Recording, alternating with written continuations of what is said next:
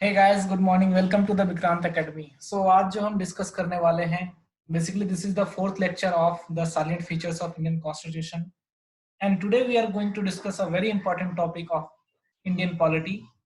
And this part is very important for your understanding purpose. So before I start this chapter, to download the PDF file of this lecture, you can join my Telegram channel. So let's start the topic. So आज का जो topic है वो है fundamental right. हालांकि हम इसको briefly discuss करेंगे, but then also it is very important for you. So as all of you know that when our constitution maker was drafting our constitution, they were very much worried about the rights of Indians, right? That's why they incorporated a third part of Indian constitution. So as I told you that in Indian constitution nowadays there are 25 part, but originally it has 22 parts. So out of these 25 parts, एक part है जो fundamental rights के बारे में बात करता है. इस पार्ट को कहा जाता है part 3 of Indian constitution. Our constitution guarantees 6 fundamental rights to the citizens, right. Originally ये 7 थे, जिसमें से कि एक और था जिसका नाम था राइट टू प्रॉपर्टी, राइट. इसको रिमूव कर दिया गया, राइट. क्यों रिमूव कर दिया गया हम इसके बारे में भी डिस्कस करेंगे, लेकिन आज नहीं, आने वाले लेक्चर में जब हम फंडामेंटल राइट को डिटेल में डिस्कस करेंगे, we will look at about that is it possible to remove the fundamental right. अगर राइट टू प्रॉपर्टी को रिमूव किया गया तो क्यों किया गया हम देखेंगे. So these 6 fundamental rights are right to equality, जो आर्टिकल 14 से 18 के बीच लिखा गया है. Second, right to freedom from Article 19 to 22. Then, right against exploitation, right? कि कोई दूसरे को एक्सप्लॉइट ना कर सके, किसी दूसरे का गलत इस्तेमाल ना कर सके, इसके लिए आर्टिकल 23 एंड 24 है हमारे कॉन्स्टिट्यूशन में. Then, right to freedom of religion. So, as all of you know that in our country, all the people can practice any religion, right? So, it is only because constitution gives us the freedom of religion, right? So ये जो है article 25 से 28 के बीच है. Cultural and educational rights जो है 29 and 30. And then right to constitutional remedies. Remedies का मतलब क्या होता है? उपचार. हिंदी में इसको उपचार बोलते हैं. सो अगर ये फंडामेंटल राइट्स वायलेट होते हैं तो क्या होगा, ये आर्टिकल 32 में लिखा हुआ है कि किस तरह से कॉन्स्टिट्यूशन हमारा मदद करेगा to protect all this fundamental right. So आपको ये फंडामेंटल राइट्स याद रखने हैं. Once again, I am repeating: right to equality, freedom against exploitation, right to freedom of religion, cultural and educational rights, and right to constitutional remedies. So you have to remember this article also. Sometimes article-based question can be asked in the examination. Okay. So moving to the next part, जरूरी है fundamental right क्यों जरूरी है?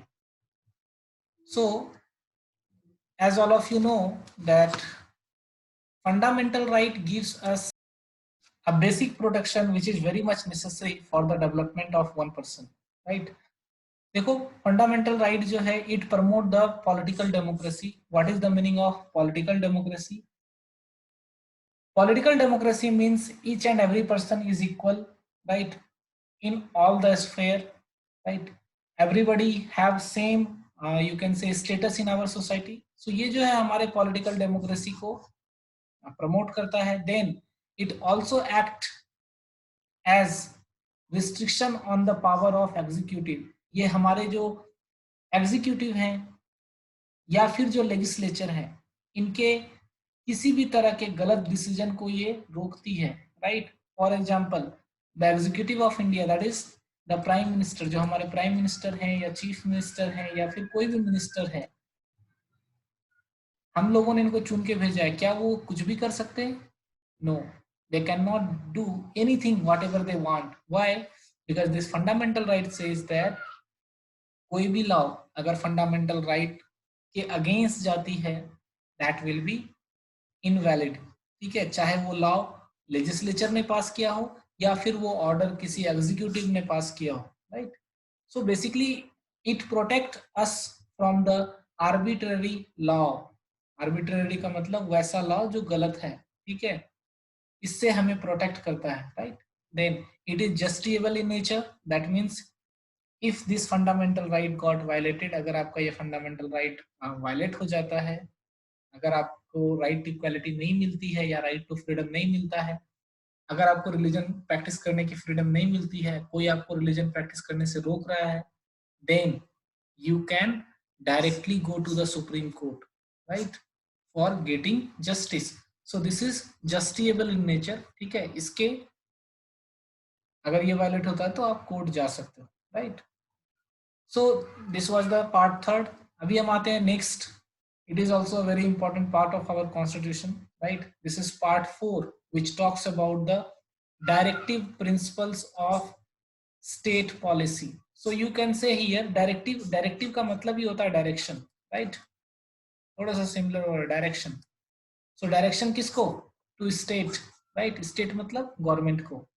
सो ये जो part four है हमारे constitution का, ये जब हमारा कॉन्स्टिट्यूशन बन रहा था तो उस समय कई सारे मेंबर्स ने कहा कि फंडामेंटल राइट्स जो हमने बनाए, ये जो हमारा गवर्नमेंट है उसके ऊपर रिस्ट्रिक्शन लगाएगा, उसके ऊपर लिमिटेशन लगाएगा कि फंडामेंटल राइट की वजह से कोई भी गवर्नमेंट जो चाहे वो नहीं कर सकती है। लेकिन गवर्नमेंट को क्या करना है इसका भी कुछ इंस्ट्रक्शन हमें लिखने चाहिए, राइट।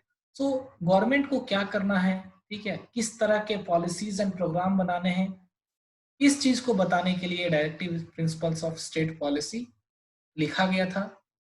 इसका हिंदी होता है नीति निर्देशक तत्व, राइट। सो ये पार्ट फोर में लिखा गया है।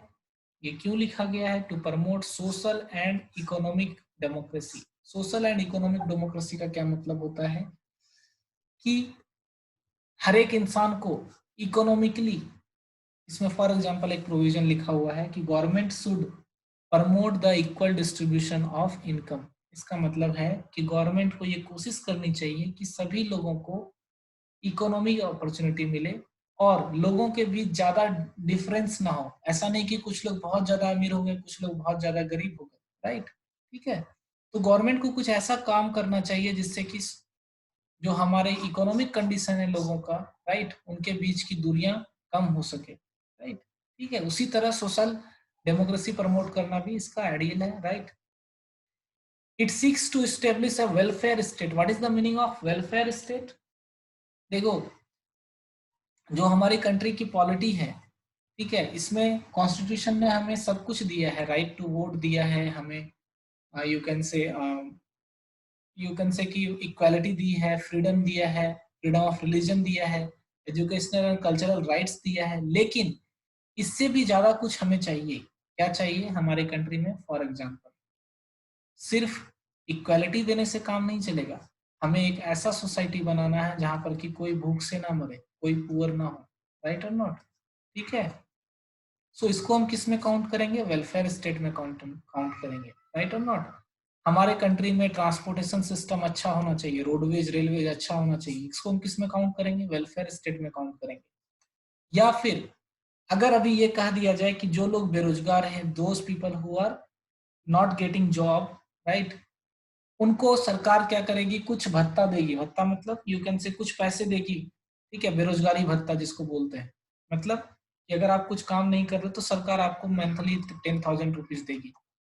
तो what is it? It is for the welfare of the people, ठीक है, कि कुछ लोग ऐसे सफर कर रहे हैं, उनको हम क्या कर रहे हैं? उनका वेलफेयर कर रहे हैं। गवर्नमेंट कई तरह के फंड्स बनाती है, फॉर एग्जाम्पल कई सारे फंड हैं जो कि ऑर्फनेज को हेल्प करते हैं, राइट। ऑर्फनेज मतलब जो लोग अनाथ बच्चे हैं, राइट, ठीक है। तो ये सारे इंस्ट्रक्शन कहाँ पर लिखे गए हैं? Directive principle of state policy, ठीक है। तो इसकी वजह से हमारा सोसाइटी क्या होता है? इम्प्रूव होता है। कल हमारे देश में अगर मान लेते हैं 40% पीपल गरीब थे, तो आज 22% गरीब हैं। क्यों? क्योंकि गवर्नमेंट को इंस्ट्रक्शन मिला है in the directive principle of state policy that they will work for the welfare state, right? But this is non-justiciable in nature, ये justiciable नहीं है। अब इसको justiciable क्यों नहीं रखा गया है? क्योंकि जो हमारे संविधान के निर्माता थे उनको पता था कि we have limited resource, ठीक है, वी हैव लिमिटेड रिसोर्स का मतलब है कि हमारे पास इतना पैसा नहीं है कि हम अचानक से किसी चीज को एस्टेब्लिश कर दें और गवर्नमेंट उसको काम करना शुरू कर देगी। अगर मान लेते हैं कि आज अगर हम कहते हैं कि देश में कोई भूखा नहीं होना चाहिए, कोई गरीब नहीं होना चाहिए, ठीक है, तो उसके लिए हमें कई हजार कई लाख करोड़ रुपए चाहिए होंगे, right.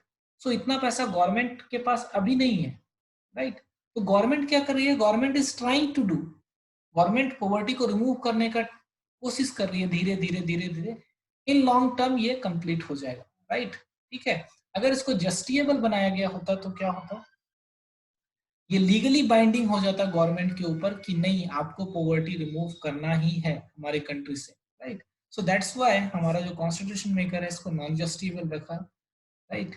Then it is the duty of the state to apply this principle. जितने भी principle directive principle of state policy में लिखा गया है, ये सारे को अप्लाई करने का रिस्पॉन्सिबिलिटी किसका है, जो गवर्नमेंट है उसका, राइट। कई बार अपोजिशन लोग भी इनका विरोध करते हैं गवर्नमेंट का on the basis of this directive principle of state policy, ठीक है।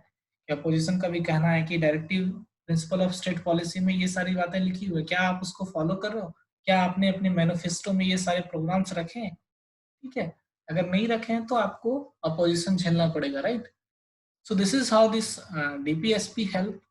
कम to the next one, this is fundamental duties. So as all of you know that जिस तरह से गवर्नमेंट की कुछ ड्यूटी डीपीएसपी में लिखी गई है, उसी तरह हर एक सिटीजन का कुछ ड्यूटी फंडामेंटल ड्यूटी में लिखा गया है, राइट।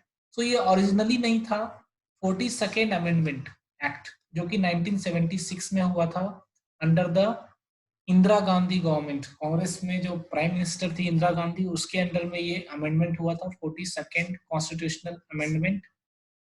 और इसी अमेंडमेंट में उन्होंने ये फंडामेंटल ड्यूटीज ऐड किए थे, राइट। किसके रिकमेंडेशन पे, स्वर्ण सिंह कमेटी के रिकमेंडेशन पे, right.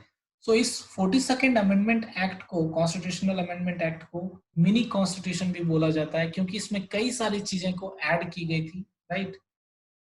So it signify the 11 fundamental duties. ये क्या करती है, 11 फंडामेंटल ड्यूटी को सिग्निफाई करती है। फॉर एग्जाम्पल कुछ मैं यहाँ पर दे रहा हूँ, to respect the constitution, national flag, national anthem, right, इसको हमें रिस्पेक्ट देना चाहिए। हमारा जो सॉवरेनिटी है, यूनिटी है, इंटीग्रिटी है, कंट्री के जो यूनिटी है, ठीक है, उसको बचाना चाहिए। ये सारी चीजें लिखी हुई है फंडामेंटल ड्यूटीज में। अब the question is it justiciable? No, it is also non justiciable, ठीक है। अगर आप ये सारी चीजें फॉलो नहीं करते हो तो ये आपको नॉन जस्टिएबल है, कोर्ट में नहीं जाया जा सकता है। लेकिन कई सारे, आज अगर आप देखोगे कि अगर आप नेशनल फ्लैग को अगर आप डिसरिस्पेक्ट करते हो, राइट। सो रिसेंटली एक न्यूज आया था कि क्रिकेट ग्राउंड में कोई एक प्लेयर, क्रिकेट प्लेयर, आज से लगभग ये 5-6 साल पहले की बात है, उसने जो है वो नेशनल फ्लैग से पसीने को पोंछ लिया था, right. So he was sweating और वो हाथ में लेके लहरा रहा था, उससे पसीने पोंछ लिए। तो ऐसे सिचुएशन में उस पर केस हो गया। तो केस कैसे हुआ, on which basis the government filed a case, not on the basis of fundamental duties, बल्कि इसके लिए अलग से एक लॉ बना हुआ है, ठीक है। जैसे for example model code of national flag, right.